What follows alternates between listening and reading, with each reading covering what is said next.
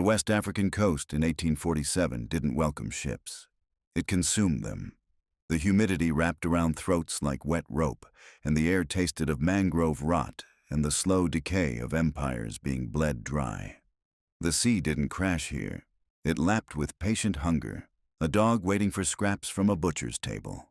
The Serpent's promise had been anchored off the Senegambian coast for 11 days. She was a Baltimore clipper, built for speed rather than comfort, her sleek black hull cutting water like a blade through silk. She flew no flag while at anchor. Flags invited questions, and Captain Cornelius Harrow had no interest in answering questions. He stood on the quarterdeck as the afternoon sun began its descent, brass telescope trained on the shore. The longboats were returning heavy with cargo, 38 heads in the first, 41 in the second. The Mandinka Wars had been profitable beyond expectation, prisoners flooding the coastal markets, driving prices to levels he hadn't seen in a decade. 12 bolts of trade cloth per head for healthy males, 8 for females, 4 for children. In Charleston, the same bodies would fetch $800 minimum. The mathematics of misery had never been more favorable. Constance emerged from the shadow of the mizzenmast, leather-bound ledger clutched against her chest. She was 23 years old, though something in her eyes suggested she had stopped counting birthdays long ago. Dark hair pulled back in a severe knot, plain gray dress chosen to attract no attention. She had learned early that a woman on a slave ship survived by becoming invisible. She reported the manifest was prepared, 312 allocated based on final count. Water rations adjusted accordingly. Her father didn't turn from his telescope. The hold was rated for 240. She knew.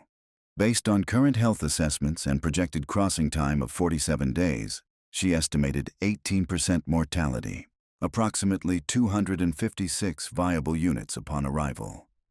Harrow finally looked at her. His daughter had her mother's face.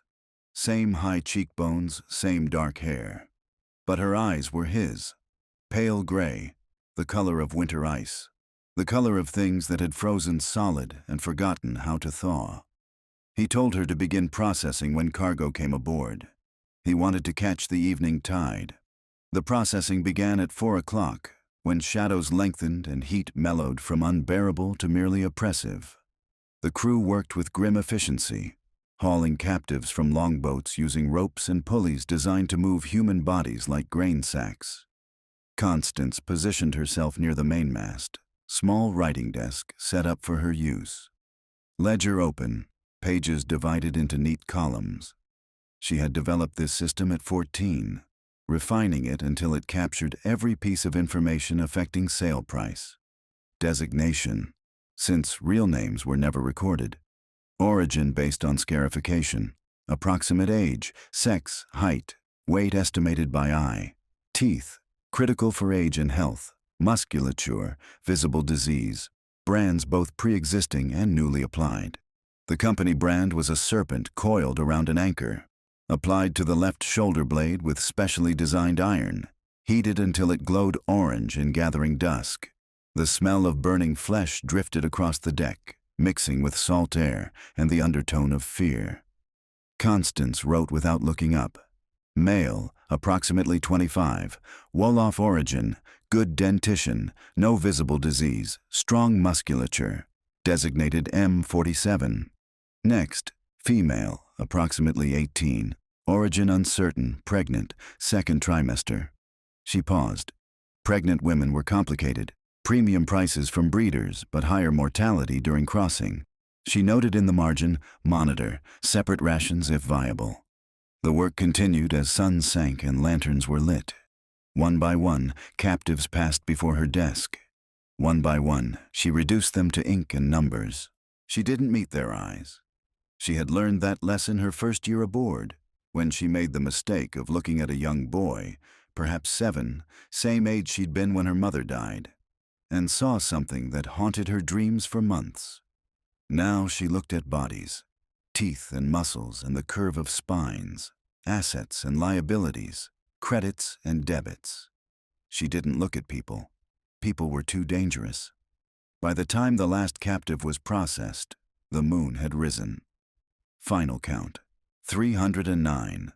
3 had died during loading, bodies thrown overboard without ceremony. Constance noted the losses and calculated adjusted projections. She was about to close the ledger when she felt it, a prickling at the back of her neck, the sensation of being watched. She looked up. The last group was being led toward the hold, chains rattling in familiar rhythm. Most moved with the shuffling gait of the defeated, heads bowed, spirits already dying. But one was different. She was tall, taller than most men around her, with skin the color of burnished mahogany and a face carved from stone. Head shaved close, revealing deliberate scar patterns marking her as someone of significance. Wrists bound with rope instead of iron, a concession suggesting the traders recognized her value and wanted to avoid damaging merchandise. She walked with spine straight and chin raised, as if the chains around her ankles were merely an inconvenience. And her eyes, dark and deep and utterly unafraid, were fixed directly on Constance. Constance's quill stopped moving. For a moment, she forgot to breathe.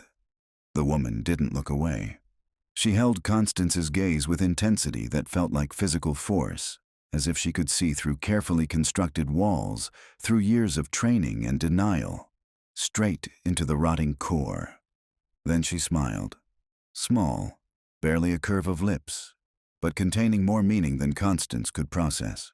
The smile of someone who understood everything. The ledgers, the lies, the girl hiding inside the monster's daughter. And found it faintly amusing. The crew pushed the woman toward the hatch.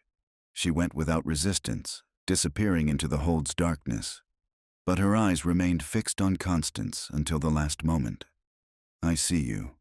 Constance's hands trembled. She pressed them flat against the desk, willing them still, heart beating too fast, breath coming shallow. She felt exposed in a way she hadn't felt since childhood. Since the night her father first explained the family business and she realized her whole world was built on bones. She closed the ledger and fled to her cabin.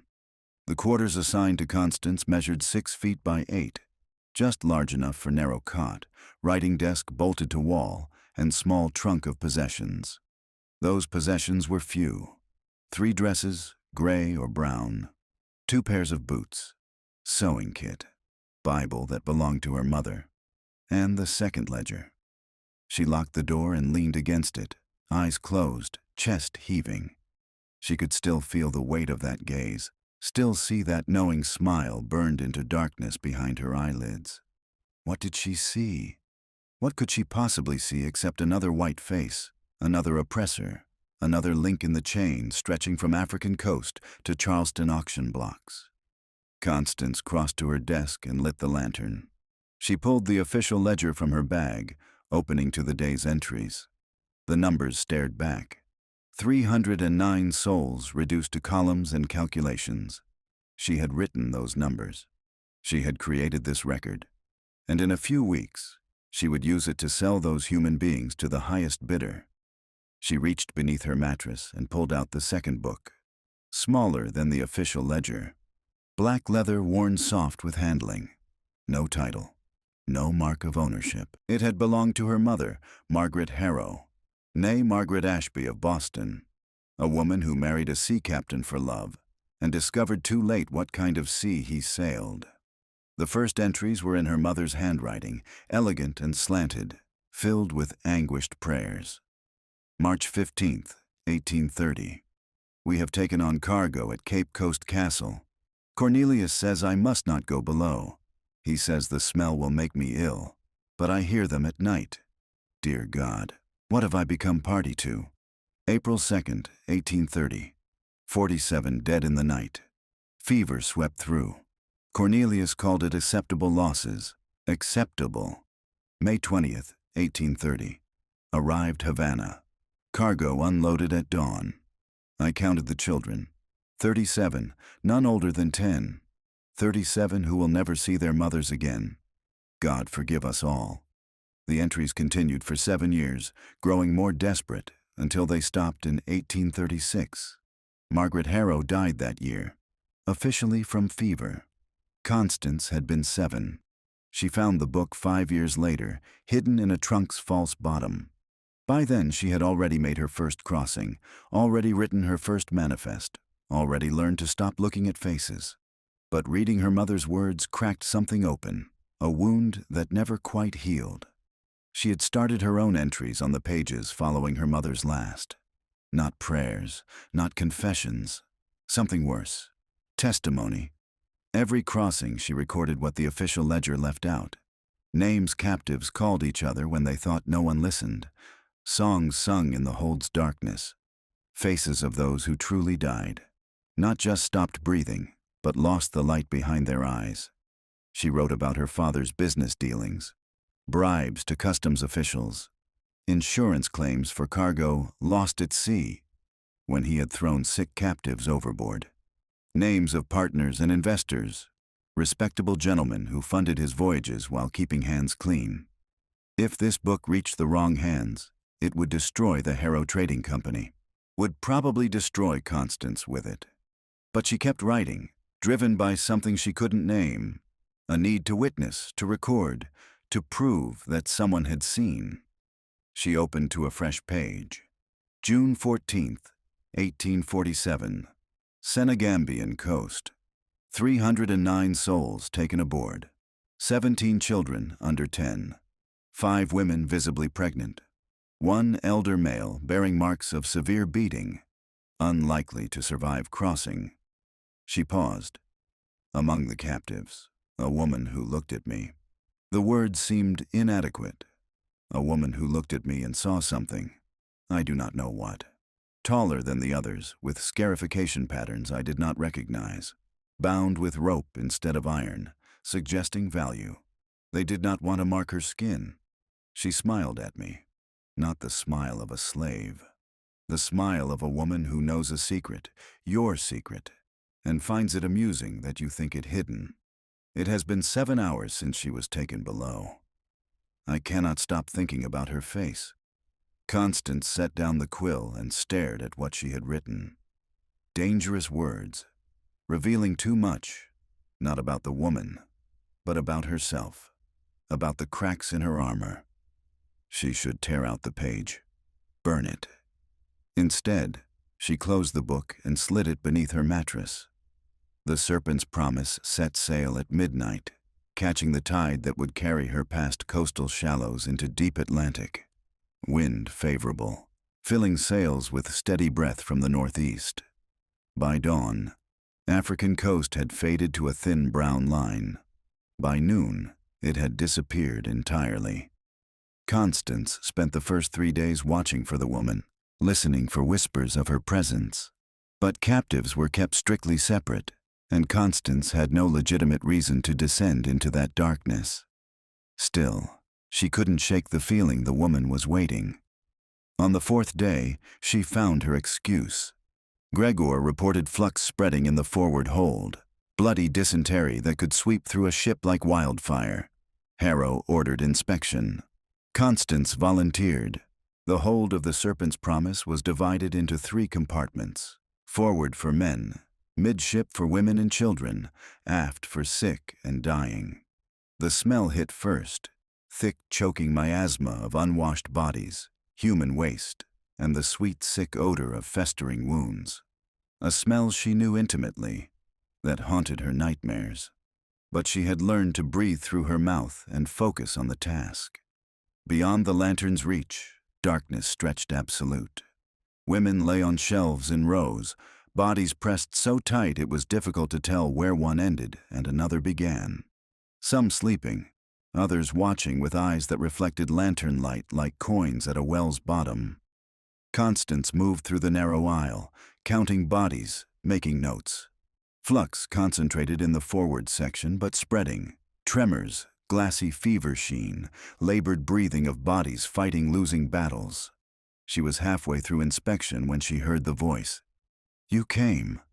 Barely a whisper, but cutting through darkness like a blade. "I knew you would." The voice came from port side, 10 feet ahead. Constance moved toward it, heart pounding. She found her on the third shelf from bottom, the woman from the deck. Up close, even more striking than remembered. Sharp, angular features, high cheekbones, eyes so dark they seemed to absorb lantern light rather than reflect it. Those eyes were open now, watching with the same knowing intensity. The woman said Constance was the one who kept the books. Not a question. Constance confirmed she was responsible for the manifest. The woman repeated the word manifest as if testing its weight. Such a clean word for dirty work.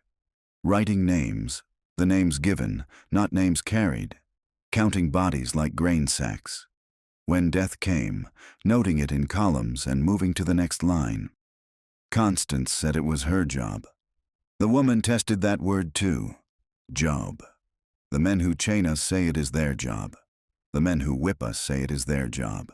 Your father, who buys and sells human flesh, says it is his job. At what point does a job become a crime? At what point does a crime become damnation? Constance had no answer. She had been asking herself the same questions for years. She asked who the woman was. The answer came slowly. Amara, meaning grace in her language. Though grace was in short supply on this ship, the traders marked her as high value, said she was a healer. Amara confirmed she had been many things: healer, translator, keeper of stories. She spoke with traders from Liverpool, Boston, Lisbon, learned their languages, their medicines, their secrets, learned to read souls behind smiles. Constance asked what Amara read in hers. Amara studied her for a long moment. She saw a girl taught to be a monster by a monster, a girl who learned to count bodies before counting blessings, a girl who built walls so high around her heart she forgot something was still alive behind them. She leaned closer. She saw a girl who kept 2 books, one for her father, one for herself. Blood drained from Constance's face. She stepped back involuntarily. Amara said she watched. It was what healers did. On deck, when Constance wrote in the ledger, her hand had paused. Eyes darted left, where a smaller book was hidden in her dress.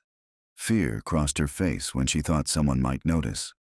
Constance's hand moved to her petticoat, where the second ledger was concealed. Amara assured her no one else saw. The secret was safe. For now. But secrets were like wounds. They festered in dark. Sooner or later, they must be exposed to light. Constance demanded to know what Amara wanted. To live, but not the way Constance lived. Not by swallowing poison and calling it medicine. Not by counting bodies and pretending they weren't human. Not by serving a monster while claiming no choice. Amara shifted on the shelf, wincing as movement pulled at her branded shoulder. Constance's father had made 43 crossings with this ship. Amara had counted the marks on the hull.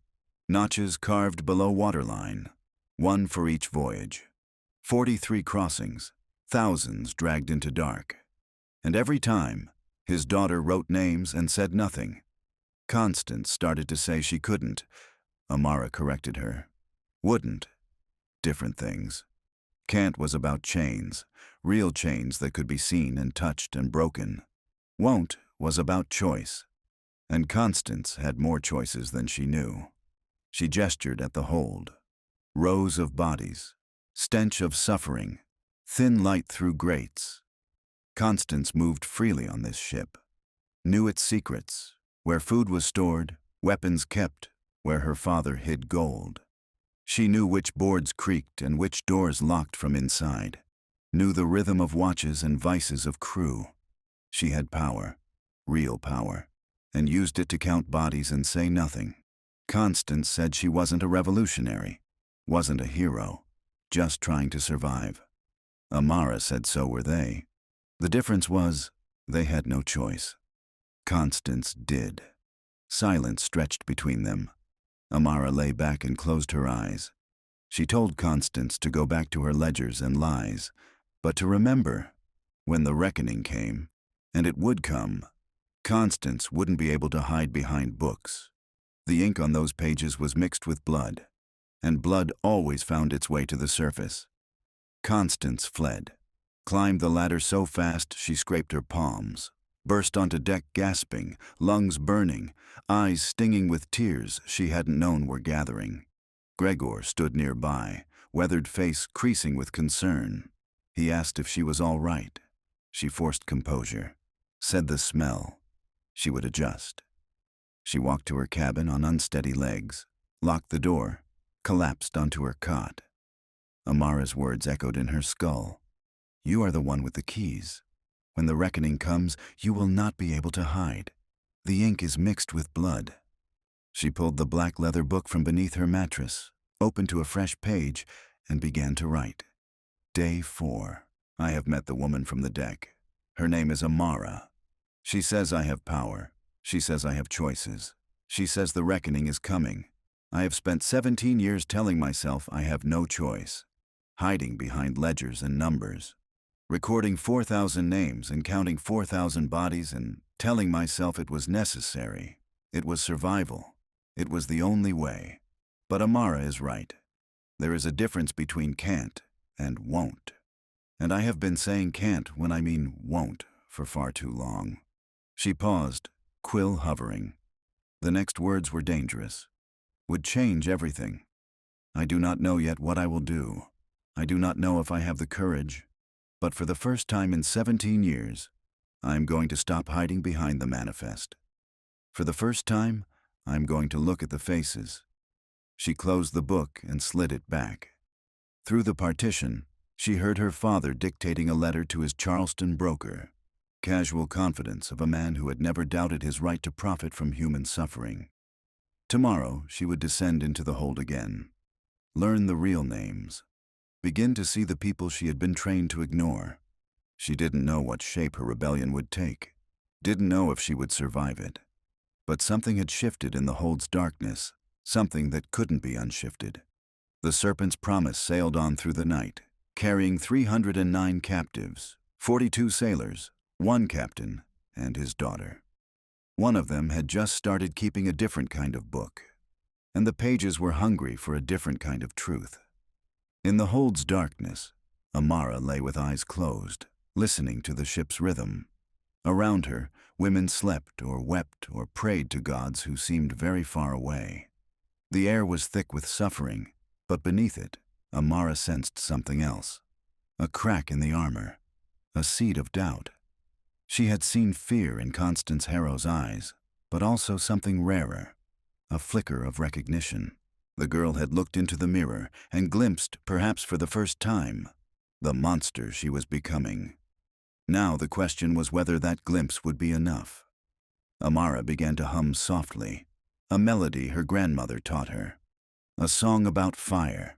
Fire that destroyed and fire that cleansed, fire that consumed the old world and made way for the new. The crossing would take 47 days. 47 days of darkness and despair.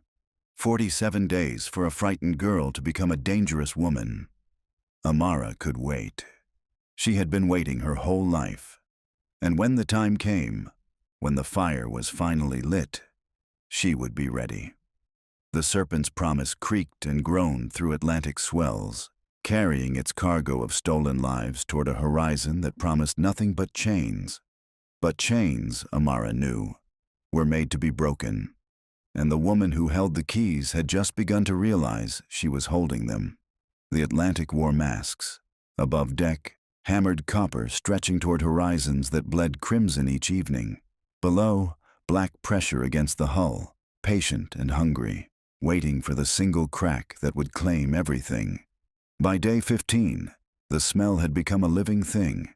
It seeped through planks and caulking, coiled into hair and clothes, settled on the tongue like copper and rot. The first week, Constance had gagged.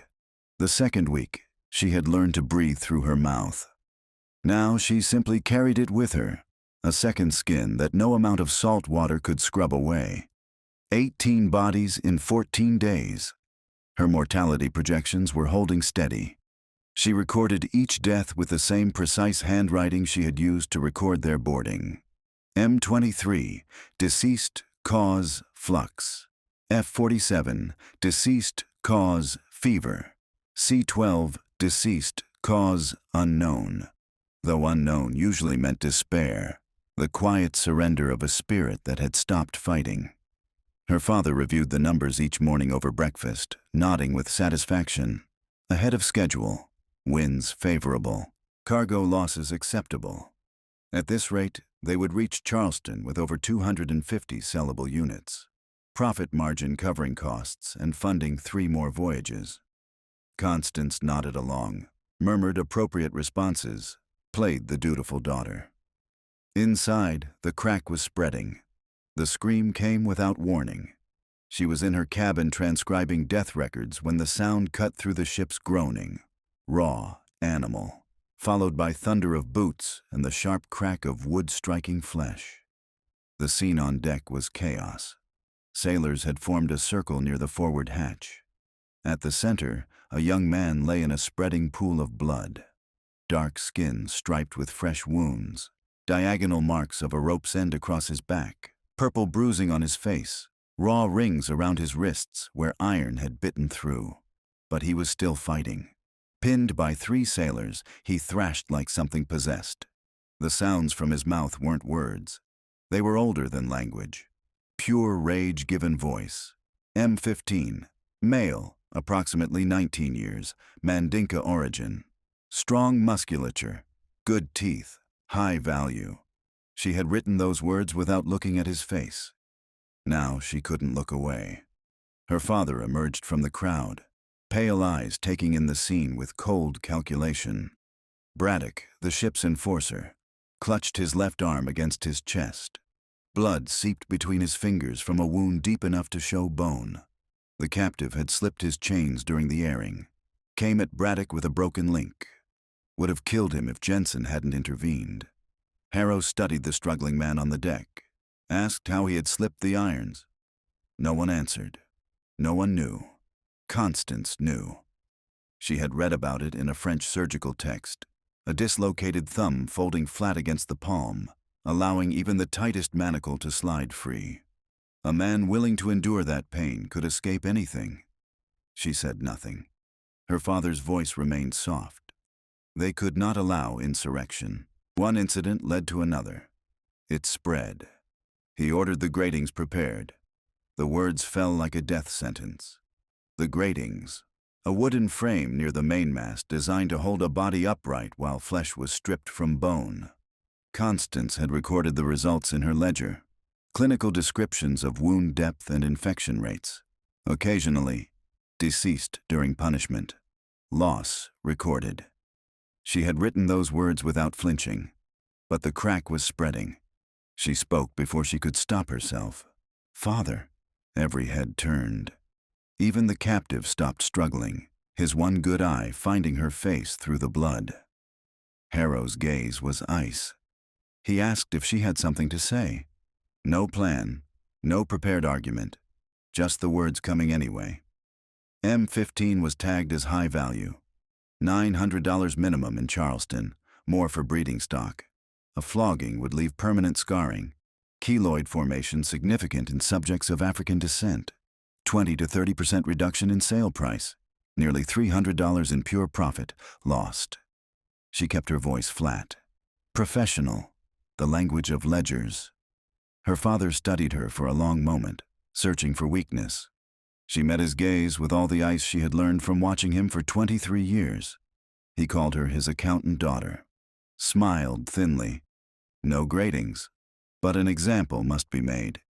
He pointed to an iron container bolted near the starboard rail, barely large enough for a man to crouch inside. Small grate on one side for ventilation, surface already shimmering with heat. The hot box. 3 days. No water. If he survived, he was strong enough to sell. 3 days without water in that iron oven was a death sentence, just slower than the lash. She had saved M15 from one death and condemned him to another. They dragged him to the box and forced him inside. Lid slammed. Lock clicked. In the silence, she could hear her own heartbeat counting the seconds until the man inside began to cook. That night, she dreamed of her mother, always the same. 7 years old, standing in a doorway, watching a woman she barely recognized pack a small bag with trembling hands. Where are you going, Mama? Her mother kneeling, taking Constance's small hands in cold ones. Somewhere safe, somewhere he can't follow. Can I come? Face crumpling, fierce embrace, so tight it was hard to breathe. You're his, he'll never let you go, but one day, promise me, you'll find a way out. I promise, Mama. 3 days later, Margaret Harrow was dead. The doctor smelled almonds on her lips, looked at Captain Harrow with fear in his eyes. No investigation, no questions. Her father sailed on the morning tide with his daughter at his side. 16 years searching for a way out. Perhaps burning the ship was the only exit she would find.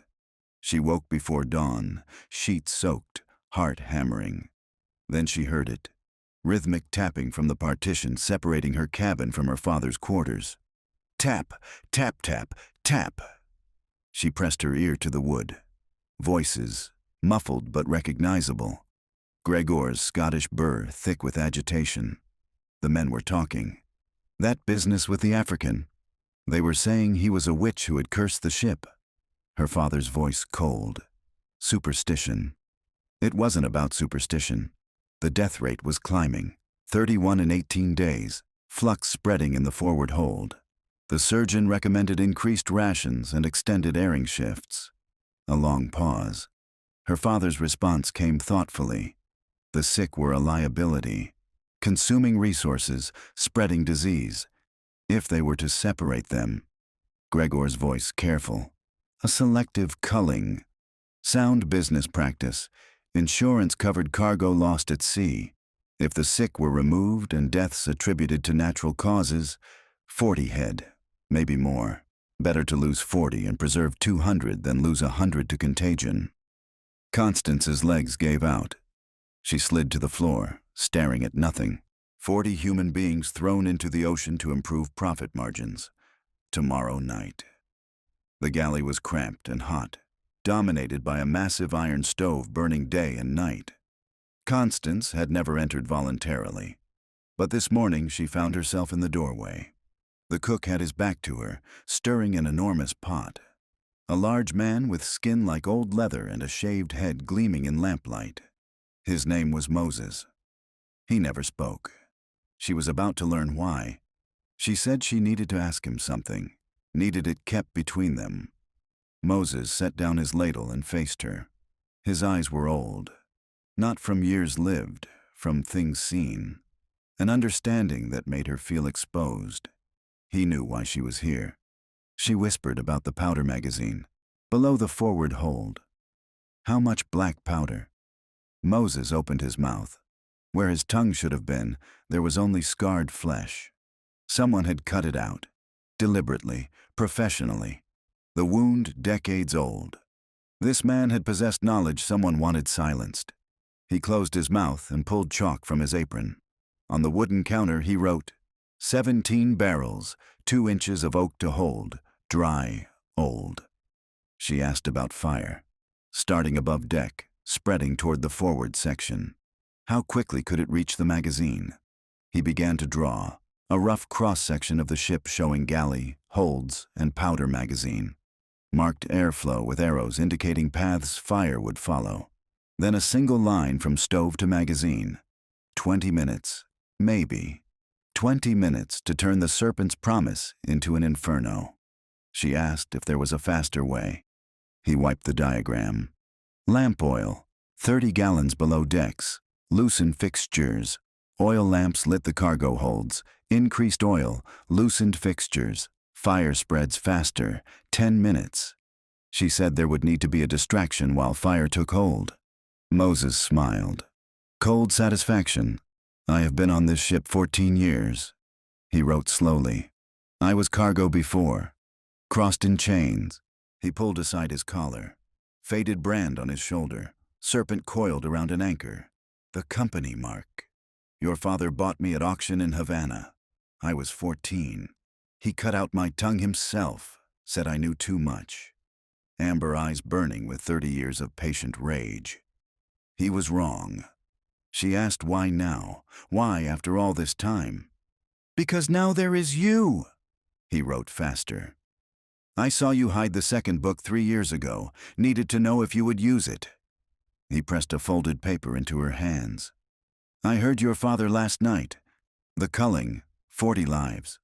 Tomorrow night after second watch. They dropped them over the side. Constance unfolded the paper, a list of designations from the manifest. M7, M15, F23, C4, M15, the man in the hot box, Kofi. She said she had to do something. Not yet. If you act now, everyone dies. We get one chance. He gripped her wrist. First, we save the warrior. Then, we burn the ship. The hot box squatted on deck like a malevolent iron toad, surface shimmering with heat. Inside, temperature well above 130 degrees. Kofi had been inside for 36 hours. By rights, he should be dead. But when Constance pressed her ear to the ventilation grate, she heard breathing. Shallow, ragged, present, fighting to stay alive with nothing but will. She had prepared carefully. Water flask hidden in a pocket sewn into her petticoat lining. 8 ounces, barely enough to wet a throat. Piece of hardtack containing salt his body needed. She waited until the watch changed at 8 bells. In the confusion of turnover, she slipped across deck, ducking behind the longboat for cover. 30 seconds. That was all she had. She dropped to her knees and crawled to the grate. She whispered his name, said she had water. Silence. Then, a sound like dry leaves. A voice worn to nothing. She told him to drink it all, pressed the flask through the grate. A trembling hand, blistered and swollen, closed around it with desperate strength. The sound of swallowing. Urgent. Animal. A dying man, remembering what it felt like to live. The empty flask reappeared. She pushed through the hardtack. She told him he had to survive. There was a plan. People were working. His hand appeared in the grate again, not reaching for food, reaching for her. Constance hesitated, then reached back. Kofi's fingers closed around hers. Weak but present. Fever-hot but intentional. 2 words, barely audible. Thank you. Carrying more weight than anything she had written in her ledger. She released his hand and began crawling back toward cover. Halfway there, the voice came. The captain's daughter, crawling around at night, having a chat with a savage. Braddock stood at the corner of the quarterdeck, bandaged arm cradled against his chest, ugly grin splitting his face. She said she couldn't sleep. Came up for air. He said she wouldn't mind him checking what she had hidden under that dress. A new voice, cold, emotionless. Her father stepped from the shadows. He asked if Braddock was calling his daughter a liar. Braddock's face paled. He insisted she had been talking to the cargo. Gave him something. Water, maybe. Harrow turned to Constance, eyes unreadable. He asked if it was true. The moment balanced on a knife's edge. Yes, father. Both men stared. She had given him water. 8 ounces. Hardtack. M15 was worth $900. A corpse was worth nothing. Small investment increased survival probability by 40%. Favorable return. Silence stretched. Then her father smiled. His accountant daughter. Using his logic against him. He dismissed Braddock. Told him to spend less time watching his daughter and more time watching the cargo. When they were alone, Harrow gripped her chin. She had been spending time in the hold lately, conducting inspections. She said it was her job. He corrected her. Her job was keeping records, not forming attachments. She was his heir. But if he ever suspected sentiment had clouded her judgment, he would cut her loose without hesitation. She said she understood. He released her and walked away. She had bought Kofi another day, but her father was watching now, and the culling was tomorrow night. Constance descended into the hold. She needed to see Amara, needed to know there was still hope, but when she reached Amara's shelf, it was empty. Her heart seized. A voice came from behind her. Looking for someone? Constance spun. Amara stood in the aisle, free of her bonds. 3 other women behind her, all unbound, watching with expressions ranging from suspicion to hostility. Constance asked how. Same way Kofi escaped. The human body was more flexible than they realized. Amara stepped closer. These were her sisters. Not by blood, by circumstance. They had been planning since before boarding this ship. Constance asked what they were planning. Amara's smile widened. The same thing Constance was planning. The same thing the tongueless cook had been planning for 30 years. She took Constance's hand. They had been watching her, testing her. Now they were ready to trust. Tomorrow night, they planned to kill 40. That would not happen. Constance said her father was watching now. If she tried anything, she wouldn't try anything. They would. All she had to do was what she had always done. Keep records, count bodies, pretend to be the monster's daughter. Amara pressed something into her palm. A small, tarnished key. When the time came, she would know what to do with it. Constance asked about Moses. Amara's expression shifted. A good man. But he had been planning revenge for 30 years. A man who waited that long sometimes forgot the difference between justice and destruction. They needed him, but they could not let him control the fire. She stepped back into the shadows. Go. Sleep if possible. Tomorrow night, everything changes. The women melted into darkness. Constance stood alone, key clutched in her fist, weight of what was coming pressing down like the ocean itself. She thought of her mother's words. 23 years ago. One day, you'll find a way out. Promise me. Tomorrow night, she would keep that promise. Or die trying. The day before, the culling dawned without mercy. The sun rose like a copper coin hammered flat against the eastern sky, promising heat that would turn the ship into an oven by noon. The Atlantic stretched in every direction, glassy and still, a mirror reflecting nothing but endless blue. No land, no other vessels. Just the Serpent's promise suspended between water and sky, a floating world unto itself. Constance counted the hours. 36 until second watch.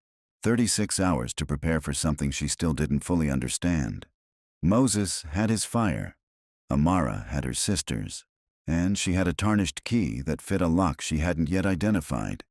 She also had her father's eyes on her. Harrow appeared in the galley doorway while she was breaking her fast, a piece of hardtack and weak coffee that tasted of bilge water. He didn't speak. Didn't need to. He simply stood there, pale eyes cataloging every detail. The way she held her cup, the angle of her shoulders, the direction of her gaze, looking for cracks. She met his eyes over the rim of her cup and held them. Showed him nothing. After a long moment, he nodded once and disappeared. But the message was clear. He was watching. The morning inspection revealed 3 more deaths in the forward hold. Moses marked them with chalk on the galley wall, his own private tally that no one questioned. 34 bodies in 16 days. The flux was spreading faster than the surgeon had predicted. Or perhaps the surgeon had lied about his predictions to avoid contradicting the captain's assessment. Constance descended into the hold with her lantern and ledger, playing her role. The official manifest required updating. The insurance documentation needed precise cause of death for each loss. Her father demanded accuracy in all things, even, especially, when recording the dissolution of human life into monetary loss. The smell hit her before she reached the bottom of the ladder. Worse than yesterday. Worse than she had thought possible. The miasma was thick enough to see, a visible haze of corruption hanging in the air like fog. The hold breathed with them. 300 pairs of lungs heating the air until it felt solid, until the darkness itself seemed to sweat. Water condensed on the wooden walls in greasy beads that caught the lantern light. The planks beneath her feet were slick. She moved through the aisles, counting bodies, making notes. Most of the women watched her pass with eyes that reflected the lantern like coins at the bottom of a well. A few reached out as she passed, hands extending through the gaps in their shelves, fingers grasping at nothing. She had learned not to flinch away from those reaching hands. Flinching suggested feeling. Feeling suggested weakness, and weakness would get her killed. She found the 3 bodies in the section Gregor had indicated. All male, all bearing the telltale signs of flux, the wasted frames, the hollow eyes, the lips cracked and bleeding from dehydration. She recorded their designations in her ledger with her usual precision. M73, deceased, cause, flux. M81, deceased, cause, flux. M62, deceased, cause, flux. The crew would come for them after sunset, wrap them in canvas weighted with scrap iron, drop them over the side without ceremony. By morning, they would be 3 more entries in the ship's log, 3 more adjustments to the mortality calculations, 3 more deductions from the final sale price in Charleston. Numbers, just numbers. But as she wrote the final designation, her hand paused. M62 had a name. She had heard it 3 days ago when she passed his shelf. Another captive whispering to him in the darkness, calling him something that sounded like Boubacar. An old man, perhaps 60, with scars on his face that suggested tribal warfare and a missing left hand that suggested he had survived capture before. Not this time. She closed the ledger and continued her inspection. Amara's section was in the midship hold, separated from the men by a thin wooden bulkhead.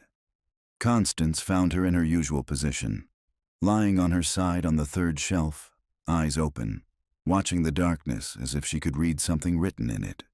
But she wasn't alone. The 3 women who had been with her the previous night were positioned on nearby shelves, arranged in a pattern that looked random until you understood what you were seeing. They formed a triangle with Amara at the apex, a geometry of conspiracy. Constance approached slowly, aware of the other women watching, some with curiosity, others with hostility. A few with something that might have been hope, though hope seemed like a dangerous currency in a place like this. She stopped in front of Amara's shelf and opened her ledger, making a show of checking the woman's designation against her notes. F118. Origin: Senegambian interior. Approximate age: 32. Condition: stable. Market value: premium, pending successful delivery. All lies, or rather all truths that meant nothing. Amara watched her perform this ritual without speaking. Then, so quietly that Constance almost missed it beneath the groaning of the ship and the labored breathing of 300 captives, she said a single word. Tonight. Not a question, a statement. Constance's hand tightened on her quill. She gave the smallest nod, barely a movement, just enough for Amara to see. Then she turned and walked away, her footsteps echoing on the wet planks, the weight of what was coming pressing down on her shoulders like physical mass. She found Moses in the galley, preparing the evening meal. The massive pot bubbled on the stove, filling the cramped space with steam and the smell of boiling grain. He looked up when she entered, his amber eyes asking a question he couldn't voice. She closed the door behind her and pulled the tarnished key from her pocket. She needed to know what it opened. Moses set down his ladle and crossed to a small cabinet mounted on the wall near the stove.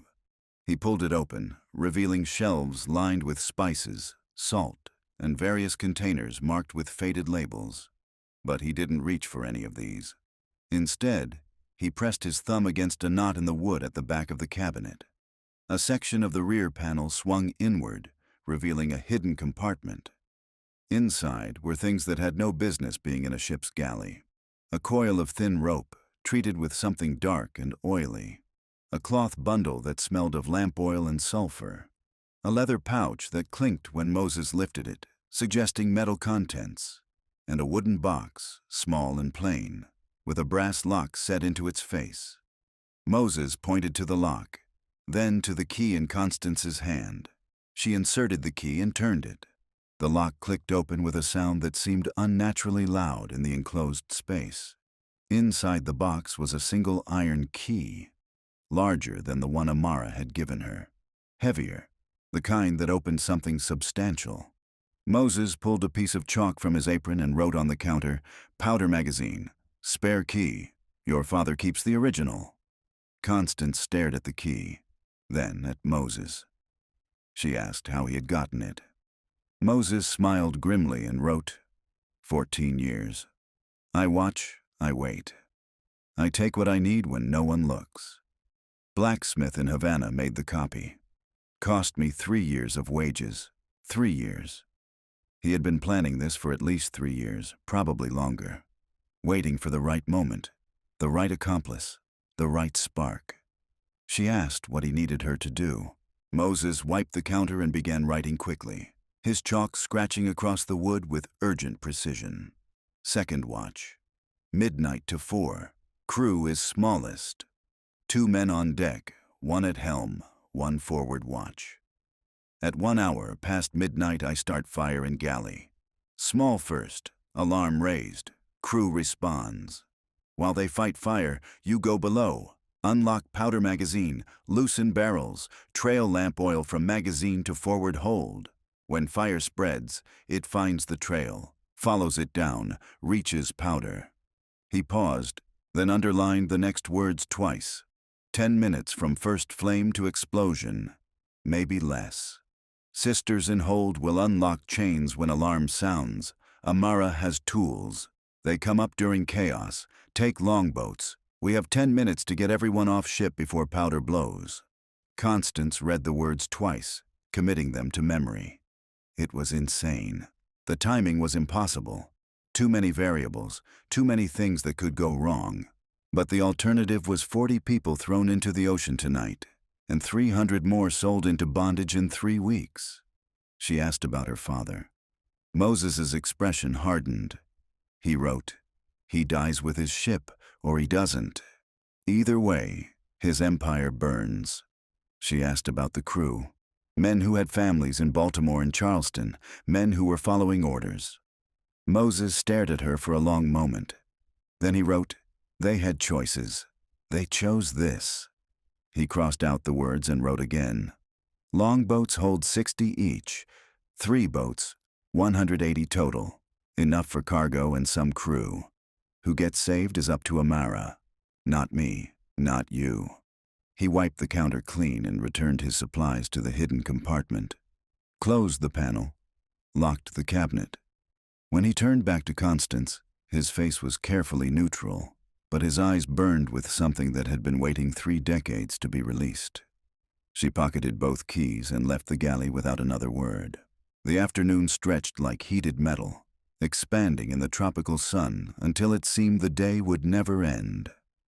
Constance returned to her cabin and forced herself to eat, to rest, to preserve her strength for what was coming. But sleep was impossible. Every time she closed her eyes, she saw fire, smelled smoke, heard screaming. At sunset, she heard the sounds of the evening disposal, the scrape of canvas being dragged across deck, the splash of bodies hitting water. 3 more. Tomorrow night, if nothing changed, there would be 40 more. She pulled out the second ledger and opened it to a fresh page. June 16th, 1847. 16 days at sea. 34 dead. 40 more scheduled for disposal tomorrow night at second watch. I am going to burn my father's ship. I do not know if this is justice or murder. I do not know if I will survive to see the morning.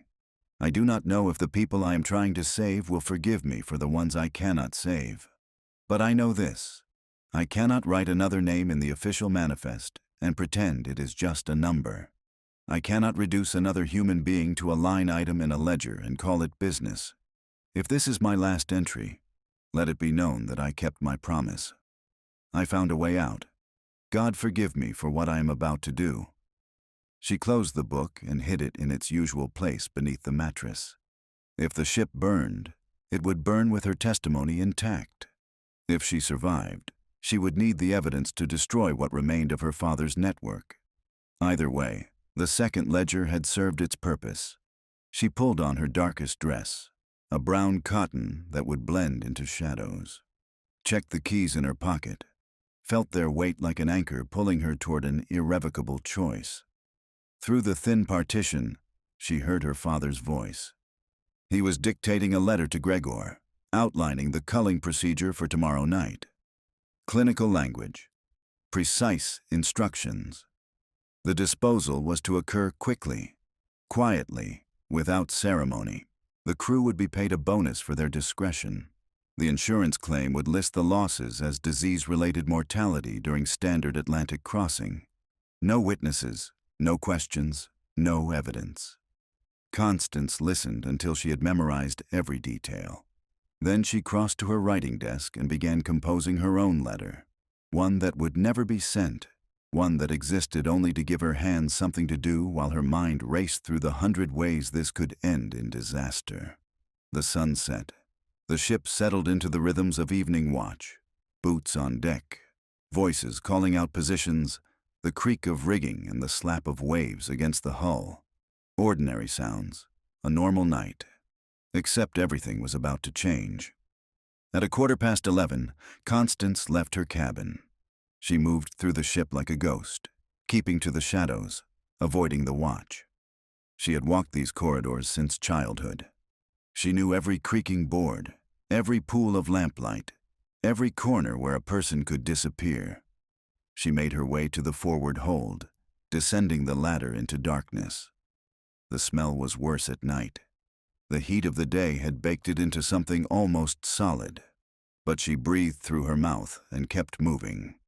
The powder magazine was located beneath the forward hold, accessible through a small hatch set into the floor planks. It was always locked, always guarded by the proximity of the cargo above. No one wanted to spend more time than necessary in the hold's stench. Constance knelt beside the hatch and pulled out the heavy iron key Moses had given her. Her hands were shaking. She forced them steady. The key slid into the lock, turned with a resistance that suggested rust and disuse. The lock clicked open. She lifted the hatch. Below was a cramped space, perhaps 6 feet square, lined with wooden barrels marked with faded stencils. Black powder, handle with care. 17 barrels. Moses had counted correctly. She descended into the magazine, lantern held high. The smell down here was different. Sulfur and saltpeter and something acidic that made her eyes water. The barrels were secured with rope lashings to prevent them from shifting in rough seas. She would need to loosen those lashings without destabilizing the barrels themselves. She set down the lantern and began working the knots. It took longer than she expected. The rope was thick, treated with tar to resist moisture, and her fingers were clumsy with fear and adrenaline. But slowly, methodically, she loosened each barrel, leaving them secured by only a single strand of rope. A hard impact, say, from a ship rolling in heavy seas, or from a fire weakening the deck above, would be enough to topple them. Then she climbed back up and began the second phase. The lamp oil was stored in small barrels near the base of the forward hold, used to fill the lanterns that provided minimal light for the captives during feeding times. She found 3 barrels and began pouring a thin trail from the magazine hatch toward the forward section of the hold, where the sick were kept, where the fire would start. The oil gleamed in the lantern light, a black snake winding across the planks. She poured carefully, conserving the supply, making sure the trail was continuous, but not so thick as to be obvious to casual inspection. When she finished, she had created a path from the magazine to the point where Moses's fire would enter the hold. 10 minutes, he had said, maybe less. She closed the magazine hatch but didn't lock it, left the empty oil barrels where they fell. By the time anyone noticed, it would be too late. She climbed back up to the main deck and made her way aft, toward the midship hold. Amara was waiting. She stood in the narrow aisle between the shelves, surrounded by her sisters. All of them were free of their bonds now. Rope lay coiled on the floor like shed snake skins.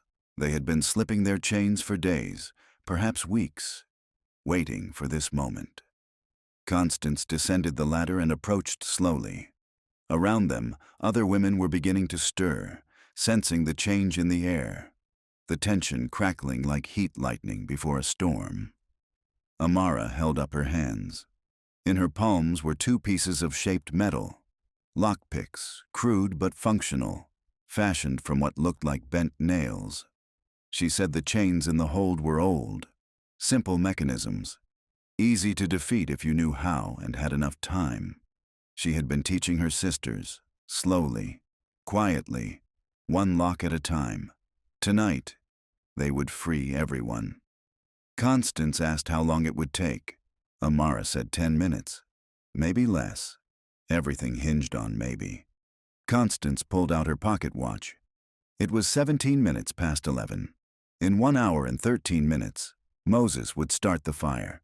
From that moment, they would have 10 minutes to get 300 people out of the hold, up the ladders, and into the longboats. It was impossible. Amara seemed to read her thoughts. She said impossible was just another word for difficult. They had crossed an ocean in chains. They had survived the Middle Passage. They had endured things that should have killed them. They would survive this too. She asked Constance for the key to the powder magazine. Constance handed it over without question. Amara passed it to one of her sisters, a woman Constance recognized from the manifest as F-92, origin unknown. Distinguishing marks including severe scarring on both wrists suggesting previous escape attempts. The woman took the key and disappeared into the darkness. Amara explained they needed insurance.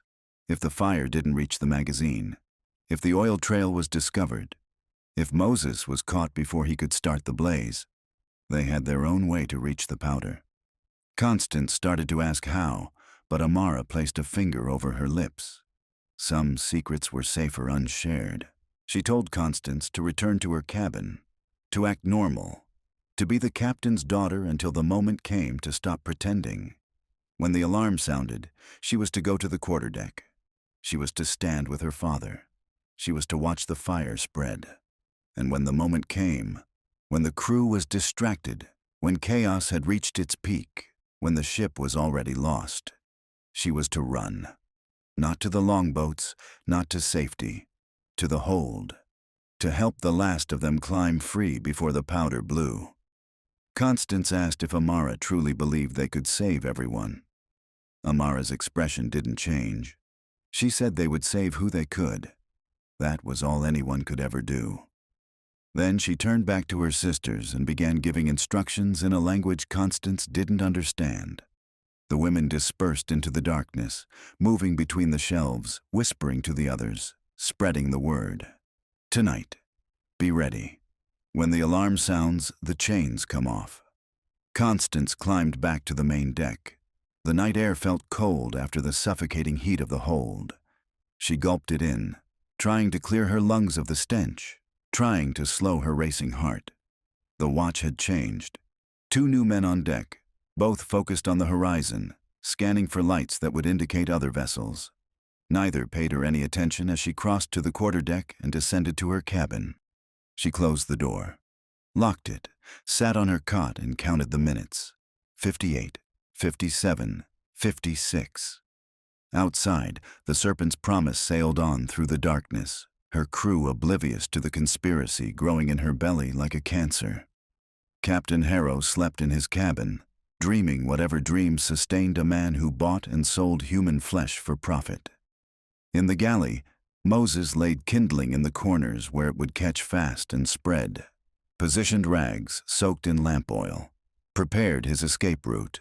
In the hold, Amara and her sisters moved from shelf to shelf, picking locks, whispering encouragement, preparing 300 people for a revolution that would last 10 minutes or end in mass drowning.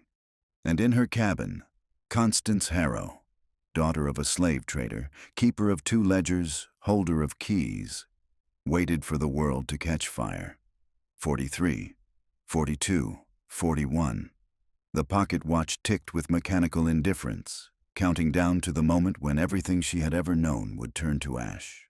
30, 29, 28. She thought about her mother, about the promise made in a Boston bedroom 23 years ago, about almonds on dead lips and a doctor too afraid to speak the truth. 15, 14, 13. She thought about Kofi in the hotbox, dying by degrees for the crime of wanting to be free, about Moses with his severed tongue, waiting 3 decades for revenge, about Amara, who saw through her from the first moment and chose to trust her anyway. 5, 4, 3. She thought about the 4,000 names in the second ledger, The 4,000 people reduced to ink and numbers. The 4,000 dead who could never be saved. But tonight, perhaps, she could save 300 living. 2, 1, midnight. Somewhere above her, a match scraped against flint, and the serpent's promise began to burn.